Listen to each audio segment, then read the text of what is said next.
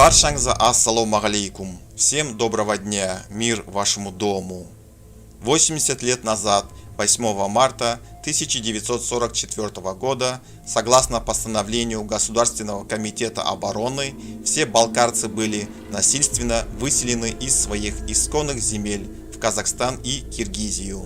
Несколько раньше такая же участь с таким же огульным обвинением в пособничестве оккупантам постигла другие народы Северного Кавказа – карачаевцев, калмыков, чеченцев и ингушей. Лишенные государственности, эти народы на многие годы были превращены в спецпереселенцев, ограниченных в гражданских правах и в свободе передвижения, получили запрет на национальное самоопределение, на родной язык и культуру, самовозможную этническую саморазвитию.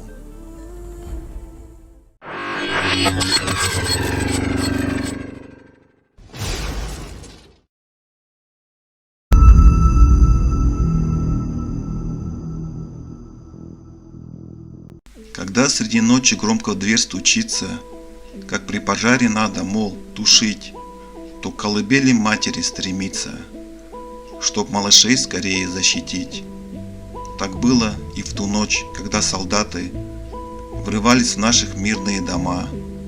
То чувство незаслуженной утраты едва ли не сводило нас с ума. Как лихорадка нас трясла тревога, земля вздыхала горестно вослед. Куда уводит дальняя дорога? Никто не знал, казалось, это бред. Шли толки в недрах мрачных эшелонов. Не может быть наказывать народ. Таких вовеки не было законов. Скорее на землю рухнет небосвод. Как получилось, что в эту злую пору стоять мы насмерть не были должны. Но ведь не вражью видели мы свору, мы видели солдат своей страны. Иначе в бой мы бросились бы смело, у горцев так ведь заведено. А здесь как быть неоправданное дело, без адвокатов было решено. Мы поняли, судьба для нас померкла, и горе мы издаем сполна. Но повторяли брошенные в пекло, не может стать нам мачехой страна.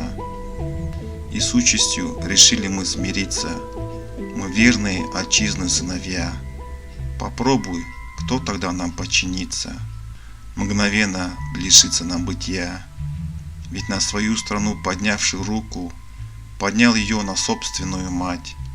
Познав с родной землей своей разлуку, мы крови не хотели проливать.